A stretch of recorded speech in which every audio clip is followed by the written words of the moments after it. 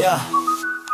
Nung high school, ako si Boy pa. May lunchbox pa ako na Dora tsaka Elsa. Pag dumadaan siya, kinikilig ako. Pero takot akong magsabi, baka sapakin ako. May mansanas sa bag, galing kay mama.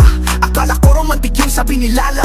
Pero di pala yun, yung tipo niyang trip. Gusto niya bad boy, hindi geek na may script. Lumipas na ang panahon, natapos na ang graduation. Wala na akong oras at mansanas na mabigyan pa siya aking rosak. Medyo nagtatrabaho na sa car wash. Ako yung manager ng host sa ka-sponge. Siya naman naging TikTok star. Sayaw-sayaw lang, free and ang car. Nag-message ako, hay naalala mo pa ba? Sakot kaya hala, sorry, sino ka nga pala? Natawa na lang ako, sabay inom ng coke. Walang yelo, kaya diretso choke. Lumipas na ang panahon, natapos na ang graduation.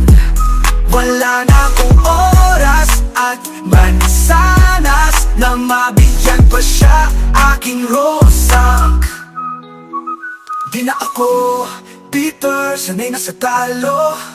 Love life ko, parang wifi, laging mabagal, laging may sabit bro. Pero okay lang, buhay ay masaya, basta may kanin kahit walang ulam, pwede na. Ngayon roses, pinipili ko sa gotas, kinalagay sa tama.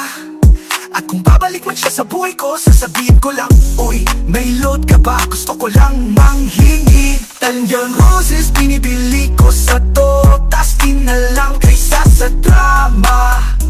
At kung babalik man siya sa buhay ko, sasabihin ko lang, uy, may load ka ba? Gusto ko lang. Lumipas na ang panahon, natapos na ang graduation.